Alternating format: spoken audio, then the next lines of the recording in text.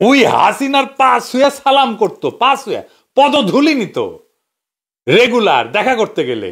এটাই হারামজাদার কাছে শোনেন নিজের। হাসিনার পলায়নের 1 বছর হবে কিছুদিন পরেই, আর মাত্র 2 সপ্তাহ পরেই আসবে আবু সাইদের শহীদি মৃত্যুর 1 বছর। তারপর একে একে শুরু হবে শহীদের কাফেলা।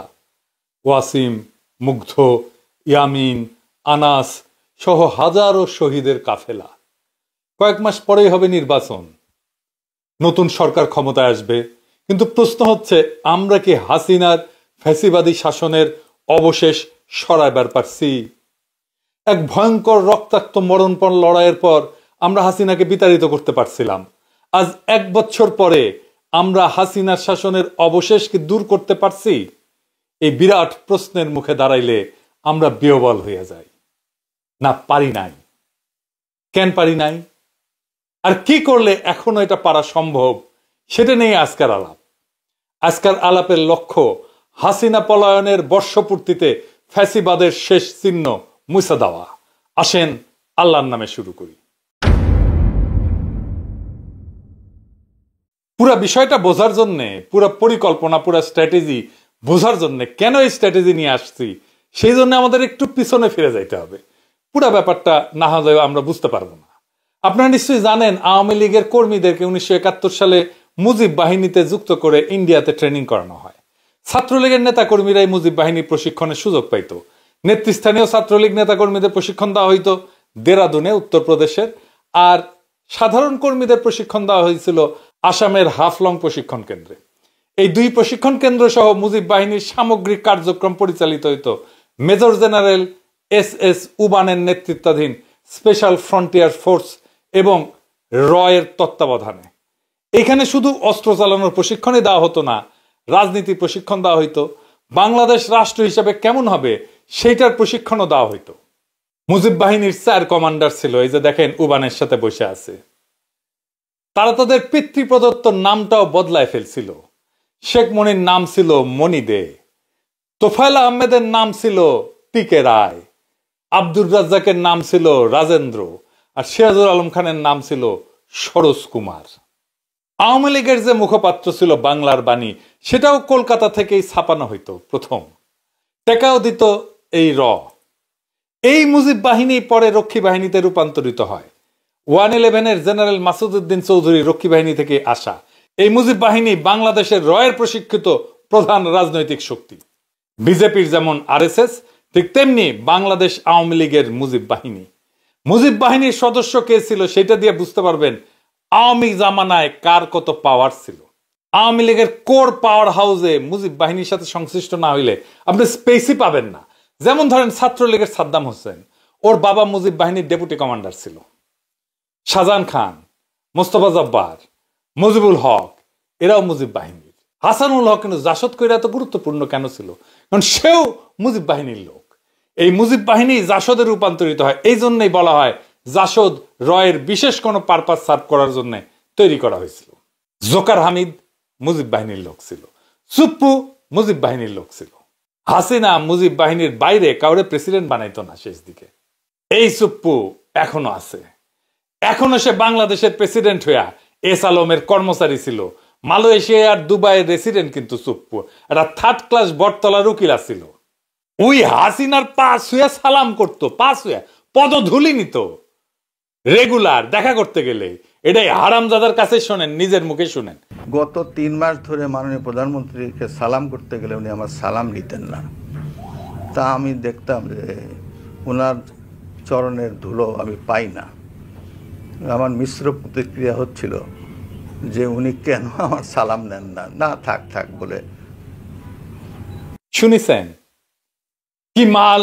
এখনো বাংলাদেশের প্রেসিডেন্ট হয়ে আছে। এই হারামজাদার অধীনে আমাদের আগামী নির্বাচন হবে। কি তামাশা! আমাদের পরবর্তী সরকার শপথ নেবে, কি মহা তামাশা!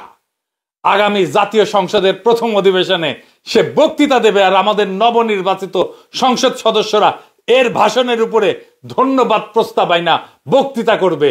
হায় হায়, এই ছিল আমাদের কপালে। সে ছাত্রলীগ করত, সে গর্ব ভৈরা বলে, শুনেন। আপনি কি রাজনীতি করতেন? আমি বললাম, জি মাননীয় প্রধানমন্ত্রী, আমি ছাত্রলীগ করতাম। যেই বর্বর দল, যে মাফিয়া গুন্ডা বাহিনী আজকে নিষিদ্ধ, ওরে 5ই আগস্টে পাছায় লাথি দিয়া ভাগায় দেওয়া উচিত ছিল, সেটা হয় নাই। সেটা না হওয়ার কি সমস্যা হয়েছে আপনারা পদে পদে বুঝতে পারতেছেন। কোনো কিছু করা যাচ্ছে না, না জুডিশিয়ারিতে, না আর্মিতে, না প্রশাসনে, না পুলিশে, কোথাও না। জুলাই সনদ করা যাইতেছে না, সংস্কার করা যাইতেছে না, সবকিছুর পিছনে এই সুপ্পু। এই অন্তর্বর্তীকালীন সরকার কোন কার্যকর নিয়ন্ত্রণ প্রতিষ্ঠা করতে পারতেছে না। প্রশাসনের উপরে, ব্যুরোক্রেসির উপরে, স্টেটের উপরে, রাষ্ট্রের উপরে এই অবস্থা চলতে পারে না। এই অবস্থা আশু পরিবর্তন দরকার, যেন বিপ্লবের অসমাপ্ত কর্তব্য সম্পন্ন করতে পারি। একটা কাজ করলেই সেটা সম্পন্ন হইতে পারে। কি সেটা? রয় ট্রেনিং প্রাপ্ত ইন্ডিয়ার খাস দালাল, হাসিনার পায়ের ধুলি নেওয়া থার্ড ক্লাস বটতলার উকিল, দুবাই মালয়েশিয়ার রেসিডেন্ট এস আলমের সাবেক কর্মচারী সুপ্পুরে পাছায় লাথি দিয়া বঙ্গভবন থেকে বাইর করে দেওয়া। এখন প্রশ্ন আসবে, কে হবে প্রেসিডেন্ট বাংলাদেশের? খুবই গুরুত্বপূর্ণ প্রশ্ন। এটার উত্তর আমাদের জানা আছে। কি সেই উত্তর? একজনই আছেন বাংলাদেশের প্রেসিডেন্ট হওয়ার যোগ্য, তিনি বেগম খালেদা জিয়া, যিনি আমাদের ইতিহাসের মহানায়ক, যিনি আমাদের প্রজন্মকে শিখাইছেন মাথা উঁচু করে লড়াই করতে, যিনি বলছিলেন ওদের হাতে গোলামির জিনজির, আমাদের হাতে স্বাধীনতার পতাকা, যিনি দল মতের ঊর্ধ্বে উঠা আজ জাতীয় ঐক্যের প্রতীক হয়েছেন। সেই বাংলাদেশের প্রথম নারী প্রধানমন্ত্রী, আজকে বাংলাদেশের প্রথম নারী রাষ্ট্রপতি হবেন তিনি আর প্রফেসর ইউনূস। এই দুই মুরব্বী মিলা আমাদের নতুন বাংলাদেশের সূচনায় পৌঁছে দেবেন। খালেদা জিয়া বাংলাদেশকে শুধু দিয়েই গেছেন, আমরা ওনাকে কিছুই দিতে পারি নাই। বাংলাদেশ উনাকে রাষ্ট্রপতি বানায় নিজে সম্মানিত হতে চায়। বাংলাদেশের ইতিহাসে এমন দুই নেতার অভূতপূর্ব অভিভাবকত্ব আমরা আর কোনোদিন পাবো না। আমরা এই সুযোগ হারাইতে চাই না। আমরা বেগম খালেদা জিয়ার অধীনে নির্বাচন করতে চাই। আমাদের সংসদ সদস্যরা বেগম খালেদা জিয়ার কাছে শপথ পড়ুক, এইটা আমরা চাই। আমরা সেটা দেখতে চাই। ওই শপথের মূল্য অনেক। ওনারা অভিভাবকত্বে থাকলে নির্বাচন এর চাইতে ভালো আর কখনো হবে না। কোনো পুলিশ মিলিটারি লাগবে না, এমনি এমনি শান্তিপূর্ণ এবং উৎসব মুখর নির্বাচন হবে, লিখে রাখতে পারেন।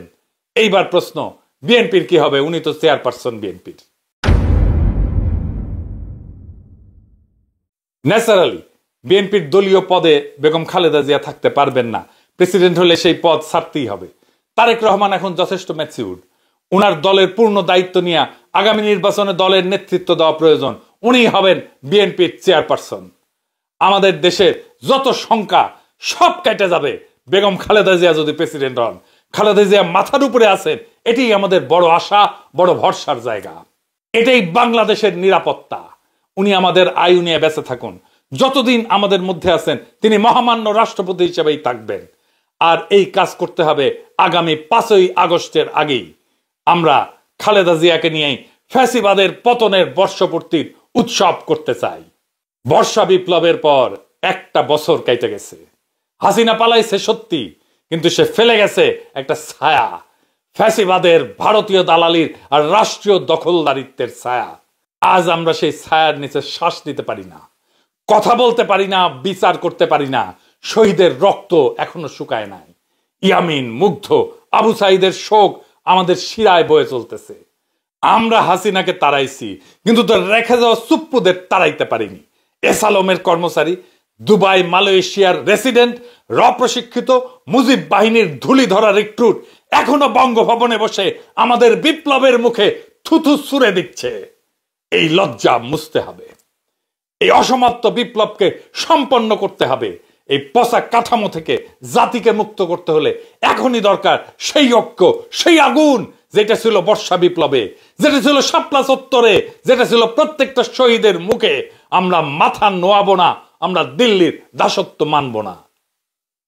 আর তাই সময় আসছে বাংলাদেশের প্রথম নারী রাষ্ট্রপতি বেগম খালেদা জিয়াকে বঙ্গভবনে অধিষ্ঠিত করার। সময় আসছে প্রফেসর ইউনূসের মতো নিরপেক্ষ অভিভাবককে দিয়ে অন্তর্বর্তীকালীন সরকারকে দৃঢ় নেতৃত্বে প্রতিষ্ঠিত করার। সময় আসছে শহীদের কবরের কাছে দাঁড়ায় শপথ নেওয়ার। এই বাংলাদেশ আর কখনো রয়ের অনুগত থার্ড ক্লাস বটতলার দালালদের হাতে তুলে দেওয়া হবে না। আসেন বুকে হাত রাখি, এই 1 বছরের ভুল শুধরাই, পচা কাঠামো ভেঙা ফ্যাসিবাদের শেষ দাগটুকু মুছে ফেলি। শহীদের রক্ত, আমাদের মা বোনদের কান্না আর আগামী প্রজন্মের মুক্ত নিঃশ্বাস, এই তিনটা জিনিস আমাদের তাড়না দিক, আমাদের সাহস দিক, আমাদের পথ দেখাক। এইবার আর থামানা, এইবার বিজয়ের শেষ প্রান্তে পৌঁছানো দরকার। বাংলাদেশ বাঁচবে, বাংলাদেশ জায়গা উঠবে, বাংলাদেশ জিতুক। আমরা সবাই চাই বাংলাদেশকে আমরা জিতায়ে ছাড়বো ইনশাল্লাহ। ইনকিলাব জিন্দাবাদ।